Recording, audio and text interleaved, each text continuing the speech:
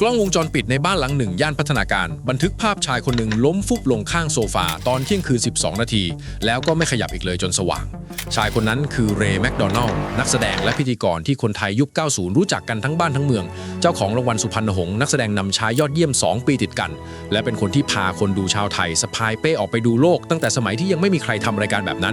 วันนี้เขาจากไปแล้วในวัย 49 ปีที่บ้านของตัวเองโดยที่ครอบครัวยืนยันว่าไม่มีโรคประจำตัวอะไรเลยและสิ่งที่ยังไม่มีใครตอบได้ตอนนี้ก็คือระหว่างเที่ยงคืนกับเช้าวันนั้นร่างกายของเขาเกิดอะไรขึ้นเดี๋ยวผมพาดูทีละจังหวะเหตุเกิดที่บ้านพักในซอยพัฒนาการ 61 แยก 23 กรุงเทพช่วงหัวรุ่งของวันที่ 19 สิงหาคม 2569 ภาพจากกล้องวงจรปิดภายในบ้านเองเนี่ยจับได้ว่าเรย์ซุดลงบริเวณโซฟาชั้นล่างตั้งแต่เที่ยงคืน 12 นาทีซึ่งเป็นจังหวะที่คนอื่นในบ้านขึ้นไปนอนกันหมดแล้วไม่มีใครได้ยินเสียงไม่มีใครรู้ว่ามีคนล้มอยู่ข้างล่างพอถึงตอนเช้าภรรยาของเขาคุณแหม่มสุรินยาจินตนาวรารักษ์ลงมาแล้วเห็นสามีนอนอยู่ตรงนั้นเข้าไปเรียกเข้าไปดูปรากฏว่าเสียชีวิตไปแล้วจึงแจ้งเหตุเมื่อเวลา 6:39 ไปที่ศูนย์เอราวัณก่อนจะประสานต่อไปยังหน่วยกู้ภัยซึ่งต้นเรื่องที่แชร์การระบุว่าเป็นมูลนิธิร่วมกตัญญูที่เข้าไปในพื้นที่ช่วงเช้าตรู่คุณผู้ชมลองนับช่องว่างตรงนี้ดูนะฮะจากเที่ยงคืนเศษถึงเช้า 6 โมงกว่ามันคือ 6 ชั่วโมงเต็มๆที่ไม่มีใครรู้เลยว่ามีคนกำลังต้องการความช่วยเหลืออยู่ในบ้านเดียวกัน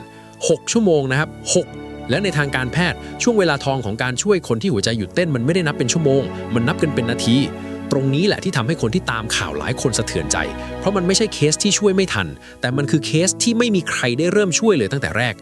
พอเจ้าหน้าที่เข้าถึงตัวปุ๊บขั้นตอนต่อจากนั้นก็เดินตามกฎหมายทุกอย่างทางตำรวจสน.ประเวศซึ่งรับผิดชอบพื้นที่โดยพตอ.ทศพลอำไพพิพัฒน์กุลผู้กำกับยืนยันการเสียชีวิตและให้ข้อมูลเวลาตามภาพกล้องวงจรปิดจากนั้นก็มีการสอบปากคำคนในบ้านเก็บรายละเอียดที่เกิดเหตุแล้วส่งร่างเข้าสู่กระบวนการชันสูตรทางนิติเวชคือต้องเข้าใจก่อนนะฮะว่าการเสียชีวิตที่บ้านไม่ได้อยู่ในความดูแลของแพทย์ไม่มีใครเห็นตอนเกิดเหตุกฎหมายไทยบังคับให้ต้องชันสูตรอยู่แล้วไม่ใช่ว่าใครสงสัยใครไม่ใช่ว่ามีอะไรผิดปกติแต่มันเป็นขั้นตอนมาตรฐานที่ต้องทำทีนี้ประเด็นที่หลายคนตั้งคำถามกันมากคือทำไมครอบครัวและฝ่ายการแพทย์ถึงไม่ออกมาบอกสาเหตุทันทีทำไมต้องรอผลชันสูตรผมมองอย่างนี้นะครับการที่ไม่ฟันธงมันคือความรอบคอบไม่ใช่ความลึกลับเพราะสิ่งที่ทางฝั่งของภรรยาให้การไว้ตั้งแต่แรกคือสามีไม่มีโรคประจำตัวแล้วไม่เคยมีอาการแบบนี้มาก่อนเมื่อไม่มีประวัติโรคเดิมมารองรับแพทย์จะเดาไม่ได้เลยว่าเป็นอะไรต้องผ่าพิสูจน์ต้องส่งตรวจทั้งห้องปฏิบัติการต้องดูทั้งหัวใจทั้งสมองทั้งเลือดทั้งสารต่างๆในร่างกายแล้วค่อยประมวลออกมาเป็นข้อสรุปเดียวและตรงนี้คือความซับซ้อนที่คนทั่วไปไม่ค่อยรู้ครับเคสหมดสติกระทันหันในคนที่แข็งแรงดีบางทีผ่าออกมาแล้วไม่เจออะไรเลยหัวใจรูปร่างปกติกล้ามเนื้อหัวใจไม่หนาหลอดเลือดไม่ตันทุกอย่างดูดีไปหมดแต่คนไข้เสียชีวิตเพราะปัญหามันไม่ได้อยู่ที่ท่อมันอยู่ที่ระบบไฟฟ้าของหัวใจซึ่งมองด้วยตาเปล่าไม่เห็นนพ.เจตบุญยวงศ์วิโรจน์หรือหมอเจตเคยอธิบายเรื่องกลุ่มอาการไหลตายไว้ทำนองนี้ว่าผู้เสียชีวิตส่วนใหญ่เป็นผู้ชายอายุประมาณ 20-49 ปีหลายรายมีภูมิลำเนาเดิมอยู่ภาคอีสานและประมาณครึ่งหนึ่งถูกพบว่าเสียชีวิตในช่วงเที่ยงคืนถึง 6 โมงเช้าโดยพบมากที่สุดราวตี 2เห็นภาพไหมฮะกรอบเวลาที่ว่ามันตรงกับหน้าต่างเวลาที่เกิดเหตุพอดีผมย้ำนะครับว่านี่ไม่ใช่การวินิจฉัยแทนแพทย์เรากำลังพูดถึงรูปแบบทางสถิติเฉยๆส่วนคำตอบจริงต้องรอนิติเวชแต่ที่หยิบมาเล่าเพราะมันอธิบายได้ว่าทำไมครอบครัวถึงไม่รีบพูดการพูดเร็วและผิดกับการรอให้ผลออกและพูดครั้งเดียวจบอย่างหลังให้เกียรติผู้จากไปมากกว่าข้ามมาที่อีกด้านของเรื่องนี้ครับคือด้านของคนที่เหลืออยู่เรย์แมคโดนัลด์ไม่ได้เป็นแค่ชื่อในวงการบันเทิงเขาเป็นก้อนความทรงจำก้อนใหญ่ของคนรุ่นหนึ่งเลยเกิดเมื่อวันที่ 21 พฤษภาคม ปี 2520 ที่จังหวัดร้อยเอ็ดเป็นลูกครึ่งเรียนที่เมืองไทยแล้วไปจบมัธยมปลายที่อังกฤษก่อนจะกลับมาโด่งดังในฐานะนักแสดงเขาคว้าสุพรรณหงส์นักแสดงนำชายยอดเยี่ยม 2 ปีซ้อนคือปี 2540 กับปี 2541 จากผลงานอย่างฝันบ้าคาราโอเกะและโอเนกาทีฟรักออกแบบไม่ได้แล้วยังได้รางวัลนักแสดงสมทบชายยอดเยี่ยมจากเรื่องหนีตามกาลิเลโออีกด้วยรวมแล้ว 26 ปีในวงการมีหนังในมือ 20 กว่าเรื่องแต่ที่คนจำได้แม่นกว่าหนังคือรายการโทรทัศน์ของเขาเนี่ยแหละทีนทอล์กคือจุดเริ่มแล้วต่อด้วยรายการเดินทางที่กลายเป็นแม่แบบให้คนรุ่นหลังทำตามอีกเยอะมาก48 ชั่วโมง 72 ชั่วโมงสุดเขตเทศกาลมาจนถึงยุคหลังที่ทำช่อง YouTube ของตัวเองขับรถทุกๆคันที่เขาตั้งชื่อว่าลำดวนออกไปเที่ยวข้ามประเทศเจ้าตัวเคยเล่าไว้ว่าเมื่อ10 กว่าปีก่อนเคยนั่งรถไฟจากกรุงเทพไปถึงอังกฤษมาแล้วคุณผู้ชมครับยุคที่เขาทำสิ่งเหล่านี้มันยังไม่มีคำว่าอินฟลูเอนเซอร์ไม่มีใครทำคลิปเทียบแบบสะพายเป้กันเลยเขาคือคนแรกๆที่ลงมือทำจริงๆ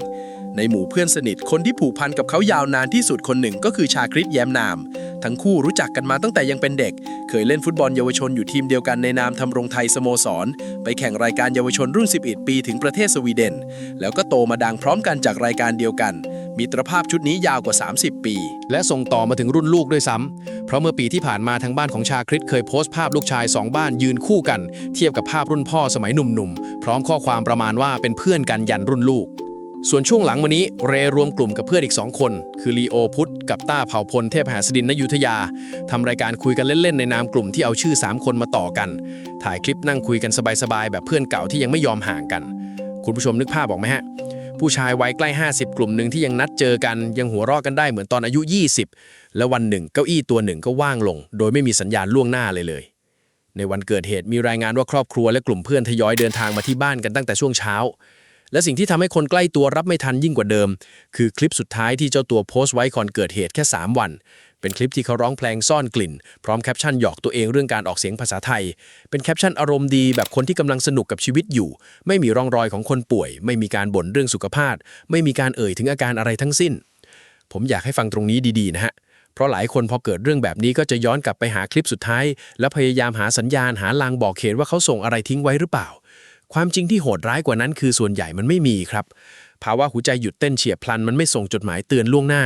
คนที่เดินได้ร้องเพลงได้ทำคลิปตลกได้เมื่อ3วันก่อนกับคนที่ล้มลงตอนเที่ยงคืนมันเป็นคนเดียวกัน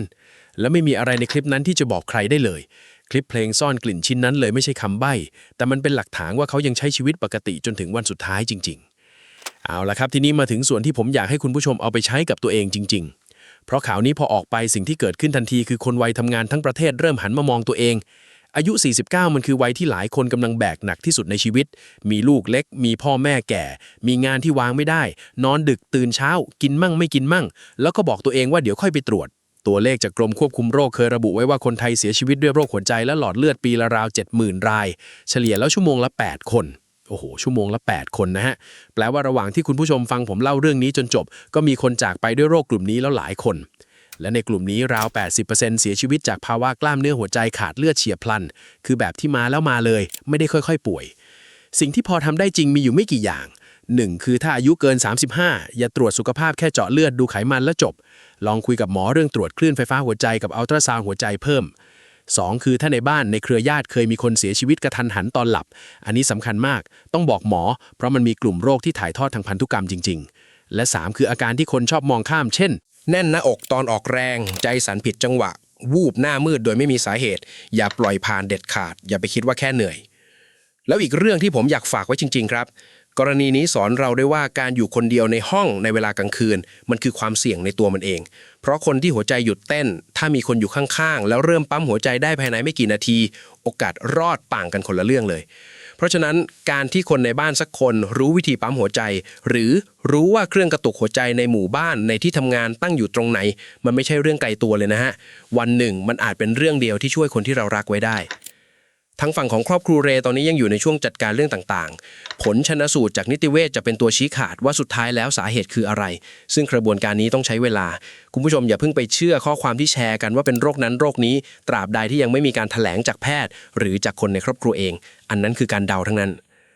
ผู้ชายคนหนึ่งที่ใช้ทั้งชีวิตชวนคนไทยออกจากบ้านไปเจอโลกกว้างสุดท้ายกลับจากไปเงียบๆที่บ้านของตัวเองในเวลาที่ทุกคนหลับถ้ามีอะไรที่เขาฝากไว้ให้คนที่ยังอยู่ผมว่ามันคือคำถามสั้นๆที่คุณผู้ชมตอบได้ตั้งแต่วันนี้เลยครับว่าครั้งสุดท้ายที่คุณไปตรวจหัวใจมันนานแค่ไหนมาแล้ว